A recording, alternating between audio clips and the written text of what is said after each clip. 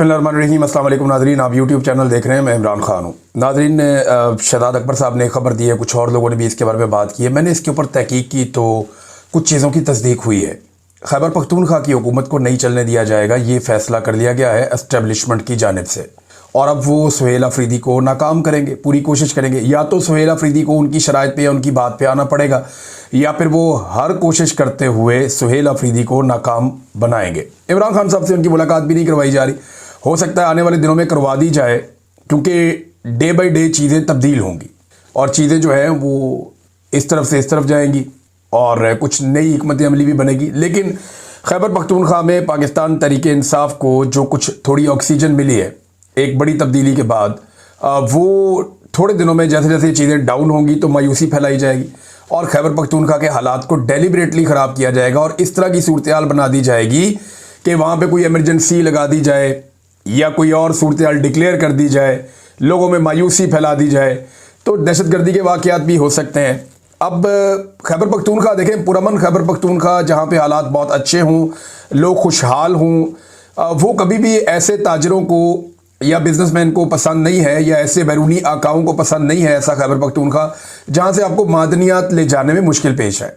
याद रखिए कि अफ्रीका के अंदर बड़ा लंबा अरसा खाना जंगी लगी रही, बहुत बुरे हालात रहे अफ्रीका में, और उसकी जो सबसे बड़ी वजह थी वो अफ्रीका के मादनी वसाइल थे। जब तक जो दीगर मगरबी ममालिक हैं वो अफ्रीका से मादनियात उठाते रहे, तब तक कभी अफ्रीका में अमन नहीं हो सका।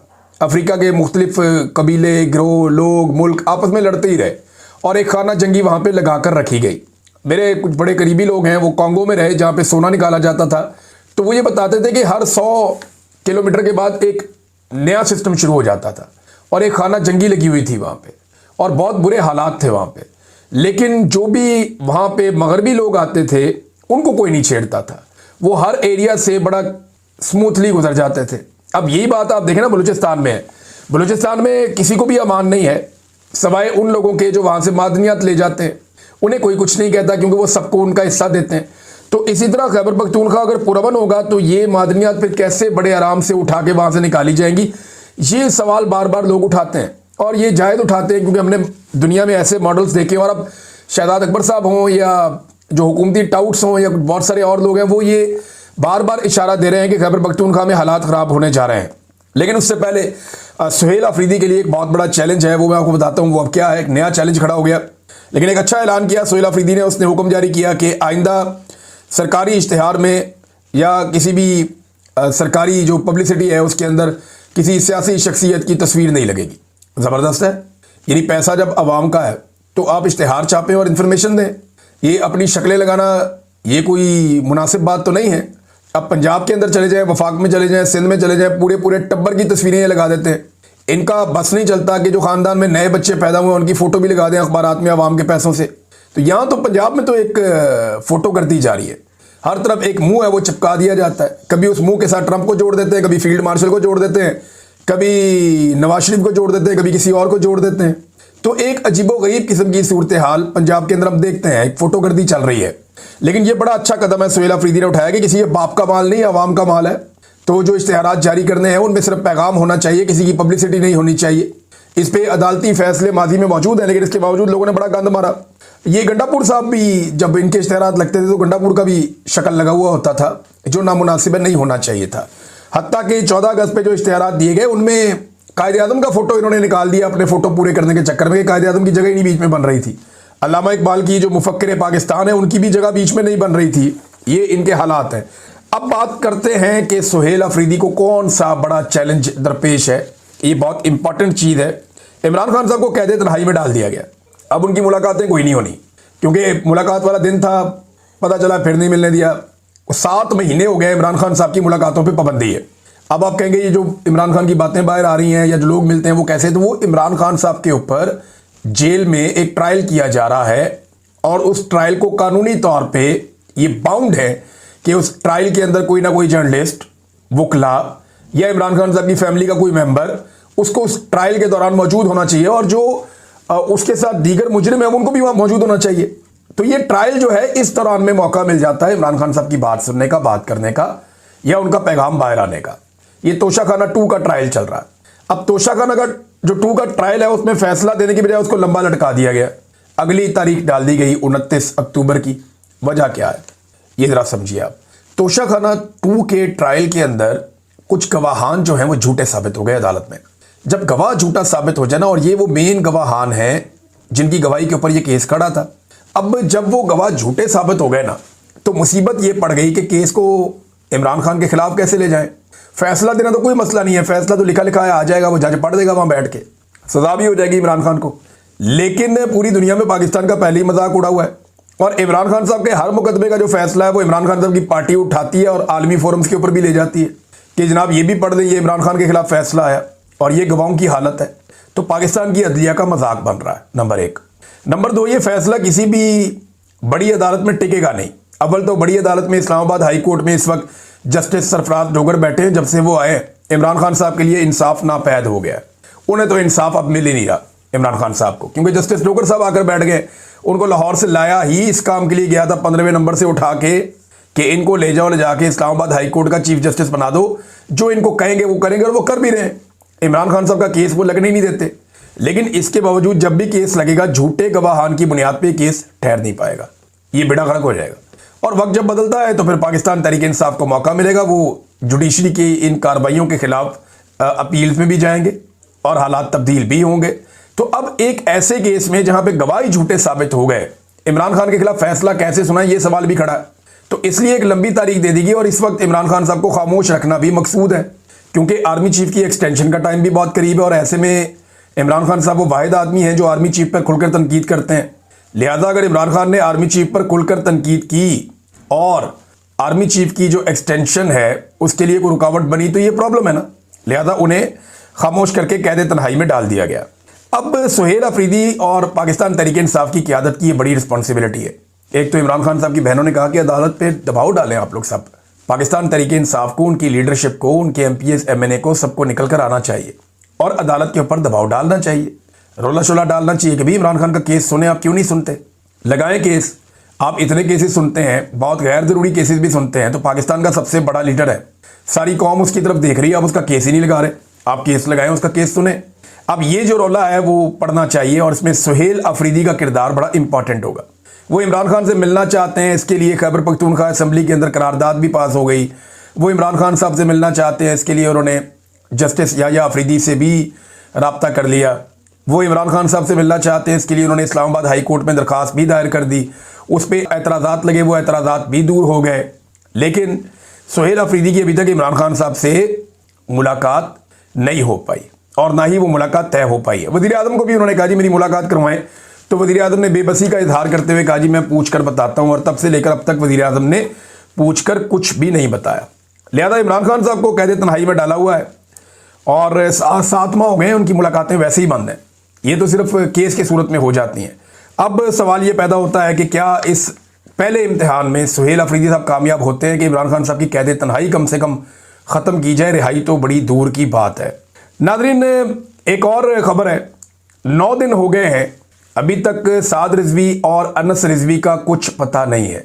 9 दिन पहले मुरीदके से ये दोनों भाई गायब हुए थे, इनके साथ इनके और भी लीडरशिप के लोग मौजूद थे, और बड़ा रौला पड़ गया था कि ये गए कहाँ पे। पहले पता चला कि जनाब इनको अगवा कर लिया एजेंसियों ने।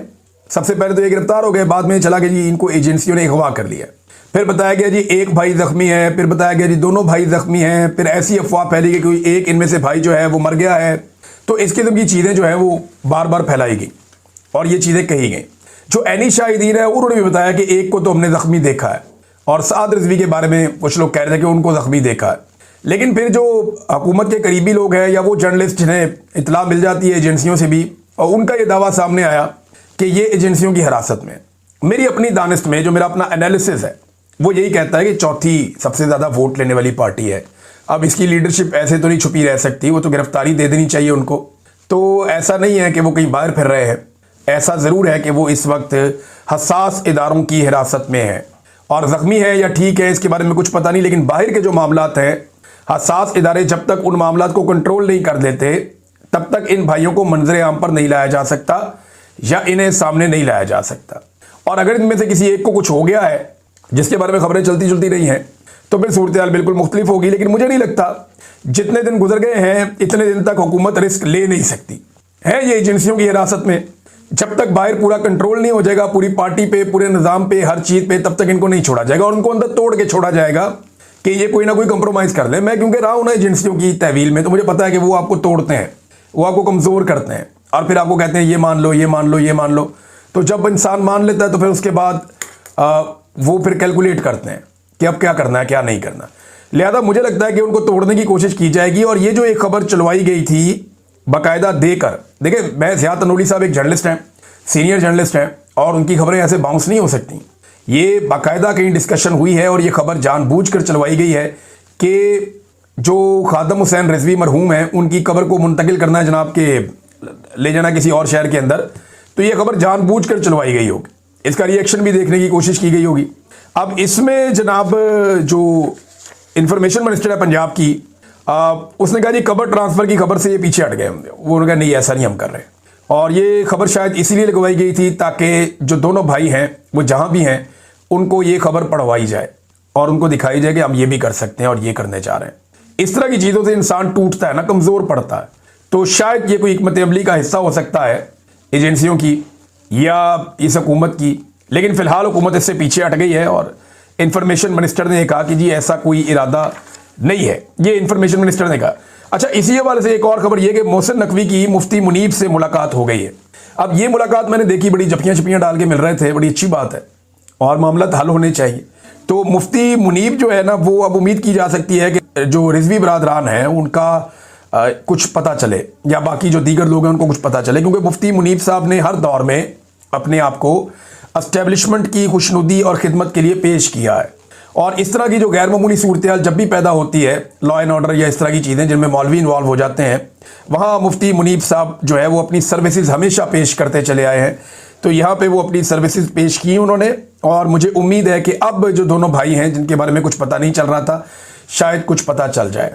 आज़ाद कश्मीर में नादरीन नून लीग ने अपने आप को हुकूमत से अलग कर लिया और वो कहते हैं जब हम अपोजिशन में बैठ जाते हैं तो अगर पीपल्स पार्टी अब लेकर आती है तहरीके तो एतमाद, तो वहाँ की हुकूमत तो गिर जाएगी।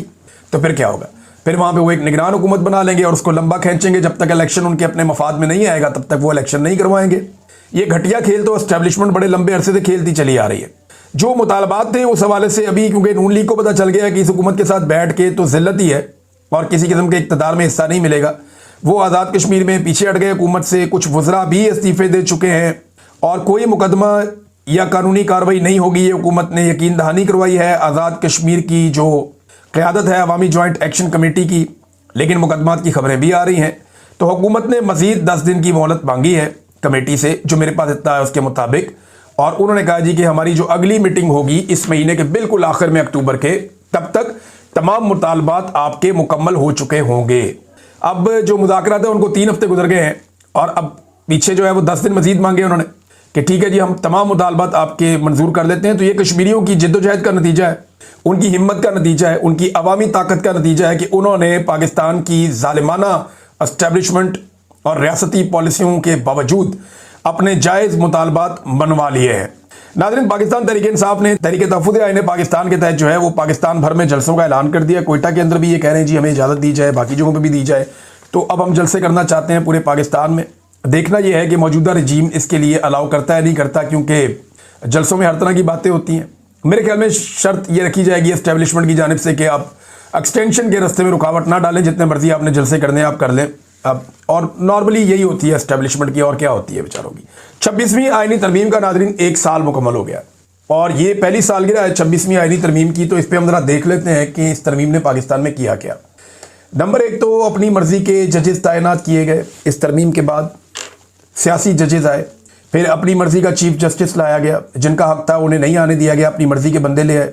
दूसरी अदालतों से जजों की ट्रांसफ़र की गई, आईनी बेंच में अपनी मनपसंद जजेस बनाए गए और बेंचेस पर सियासी कंट्रोल हो गया, यानी हुकूमत कंट्रोल करेगी बेंच में कौन होगा। अदलिया को एक मातहत इदारा बना दिया गया, मखसूस नशिस्तों को माले गनीमत बना के बांट दिया गया 26वीं आईनी तरमीम के बाद। फौजी अदालतों में सिविलियंस के ट्रायल का एक स्या फैसला वो भी अदालत से दिया गया। इलेक्शन धांधली का जो मुकदमा है या केस है उसको दबा लिया गया। इंसानी हकूक़ के जो मामलात हैं जिनको उठाया गया उन्हें भी दबा लिया गया। धांधली के मुकदमा जो मामलात हैं, केसेस हैं, वो तकरीबन रुक गए सारे, वरना इस्लामाबाद तो बिल्कुल फैसले के दहाने पे पहुंचा हुआ था। जजेस जो आज़ाद हैसियत में काम करना चाहते हैं उनको दबाया गया पूरी कोशिश करके। सुप्रीम जुडिशल काउंसिल पर भी कंट्रोल कर लिया गया, जजेस कमेटी पर भी कंट्रोल कर लिया गया और एक्सटेंशन के रास्ते की रुकावटें भी ख़त्म कर दी गई। यह है नाजरीन जो एक साल में 26वीं आईनी तरमीम ने किया, और अभी 27वीं आईनी तरमीम आएगी तो आप इससे ज़्यादा पाकिस्तान में गंद पड़ता हुआ देखेंगे। एक और नाजरीन चीज़ मैं आपको पढ़ के सुनाना चाहता हूँ। ये ख्वाजा साद रफ़ीक साहब ने एक ट्वीट किया है और बड़ा ही खालिस उर्दू के अंदर उन्होंने ट्वीट किया। ख्वाजा साद रफ़ीक साहब ने जो अपना ट्वीट किया उसमें कहा कि कोई भी रियासत अदल और मसावात की पासदारी के बगैर अपनी बुनियादों पर खड़ी नहीं रह सकती। तो ना यहाँ पे मसावात है। नवाज शरीफ इलेक्शन हार गया जेल में बैठी हुई एक औरत से, आपका लीडर। अगर मसावात होती तो दोनों को एक जैसा मौका मिलता। जीती हुई खातून को जेल के अंदर बंद कर दिया, ये कौन सी मसावात है ख्वाजा साद रफ़ीक साहब। दूसरा उन्होंने कहा जी अदल तो पाकिस्तान में नापैद है, अदल तो पाकिस्तान में हो ही नहीं रहा। यहाँ पे तो इद्दत जैसे घटिया केसेस चलाए जा रहे हैं, पाकिस्तान में कीचड़ उछाला जा रहा है। फिर उन्होंने कहा पाकिस्तानी रियासत 1971 में बड़ी तकसीम का शिकार हो चुकी है, पाकिस्तान टूट चुका है यानी 1971 में, और सकूत मशरकी पाकिस्तान के साना अजीम को महज बैरूनी दुश्मनों की साजिशों का नतीजा देकर लपेटा नहीं जा सकता। पार वाले दुश्मनों ने नहीं किया था, अंदर से हम शामिल थे। उन्होंने कहा ये एक भरपूर सियासी और अस्करी शिकस्त थी, फौजियों की और सियासतदानों की शिकस्त थी। और साथ उन्होंने कहा नशे में ताकत के नशे और इख्तियारात के नशे में धुत सियासतदानों, जर्नैलों, अफसरशाही और नजरिया ज़रूरत के तहत फैसले देने वाले जजों की महल्लाती साजिशों बंगालियों को कम तर दर्जे का शहरी समझकर उनके हकूक गसब करने का नतीजा थी। अब ये ख्वाजा साद रफ़ीक साहब का ट्वीट है और भी बहुत सारी चीज़ें हैं इसमें, लेकिन मैं एक चीज़ आपको बताऊं, यही बात इमरान खान साहब ने की, यही बात ख्वाजा साद रफ़ीक ने भी की। तो क्या यहाँ पे कोई पीका शिका इस्तेमाल होगा, कोई चादर और चार दीवारी का तकद्दुस पामाल किया जाएगा? क्या ख्वाजा साद रफ़ीक को नंगा करके टॉर्चर किया जाएगा जैसे पाकिस्तान तहरीक इंसाफ के लोगों के साथ किया जाता है? क्या ख्वाजा साद रफ़ीक साहब को कोई अगवा करेगा, कोई तशद्दुद करेगा? देखिए प्रॉब्लम ये नहीं है, लोग बात करते हैं, तनकीद करते हैं, लेकिन एस्टेब्लिशमेंट के मफादात का तहफ़्फ़ुज़ भी साथ साथ करते हैं। ख्वाजा साद रफ़ीक साहब को ये फ़न और ये हुनर आता है कि उन्होंने सख्त बात भी करनी है और किसी को नुकसान भी नहीं पहुंचाना। यानी एस्टेब्लिशमेंट को जिन्होंने पाकिस्तान का बेड़ा गर्क कर दिया उनको नुकसान ना पहुंचे किसी तरह, लेकिन मैं अपनी बात भी करके अपना रिकॉर्ड सीधा कर दूं। इमरान खान साहब जो कहते हैं उससे एस्टेब्लिशमेंट को नुकसान पहुंचा। और एक और बात भी है, ख्वाजा साद रफ़ीक साहब का ये ट्वीट है, मैंने आपको पढ़ के सुनाया, ये वही बात है जो इमरान खान साहब कर रहे हैं, अल्फाज का हेर फेर है थोड़ा। ख्वाजा साद रफ़ीक साहब बात करते हैं ना तो इसका इंपैक्ट नहीं आ रहा, कोई नौजवानों की बहुत बड़ी तादाद इसको उठा के कोई बहुत बड़ा मसला नहीं बना रही। एस्टेब्लिशमेंट को फर्क नहीं पड़ रहा कि ख्वाजा साद रफ़ीक साहब क्या कह रहे हैं, क्योंकि पब्लिक में उसका इंपैक्ट नहीं है। हाँ, जो इमरान खान कह रहा है उसका पब्लिक में इंपैक्ट है, इसलिए एस्टेब्लिशमेंट को बहुत तकलीफ है कि जब वो कहता है कि याया खान ने, और साद रफ़ीक साहब ने वैसे किसी का नाम भी नहीं लिया, लेकिन उन्होंने इदारों का और इस तरह नाम लिया कि जर्नैल, सियासतदान, जजेस और ये सारे ब्यूरोक्रेसी, इन्होंने मिल के पाकिस्तान को तोड़ा है और ये जिम्मेदार है उस सारे के लिए। हम किसी और पे इल्ज़ाम नहीं धर सकते। तो ख्वाजा साद रफ़ीक साहब ने ये ट्वीट क्यों किया? पिछले दिनों भी उन्होंने एक ट्वीट किया था, वो बार बार ये साबित करना चाहते हैं कि उनके अंदर जमहूरियत जिंदा है। लेकिन ख्वाजा साहब अगर आपके अंदर जमहूरियत जिंदा है तो आपकी सारी की सारी लीडरशिप जो है वो धांधली करके इलेक्शन में आई है। मरियम नवाज सीट हार गई थी, शहबाज शरीफ सीट हार गया था, शहबाज शरीफ का टफ था, हमजा शहबाज सीट हार गया था, नवाज शरीफ सीट हार गया था। आपकी पार्टी के जितने वज़रा इस वक्त बैठे हुए ज़्यादातर सीट हार गए थे। हनीफ अब्बासी को वज़ीर बनाया हुआ आप वाली वजारत पे वो भी सीट हार गया था। ख्वाजा आसिफ वज़ीर दिफा सीट हार गया था। और जो बाकी आपके वज़रा हैं ये सारे सीटें हारे हुए, इनमें कोई भी नहीं जीता हुआ और बुरी तरह हारे हुए हैं। ये जो बाद में सेनेटर्स बनाए गए ये सारे उन्हीं के ऊपर बनाए गए हैं ना, जेलों में बंद करके मुखालिफिन को। तो साद रफ़ीक साहब ये नहीं हो सकता कि आप दोनों तरफ हुसैन और यजीद दोनों के साथ एक साथ आप खड़े हो जाएं। तो साद रफ़ीक साहब अधूरा सच जो है ना वो भी सच नहीं होता, बल्कि वो गुमराह करता है। अब तक के लिए इतनी, अपना ख्याल रखिएगा, अपने चैनल का भी। अल्लाह हाफ़िज़।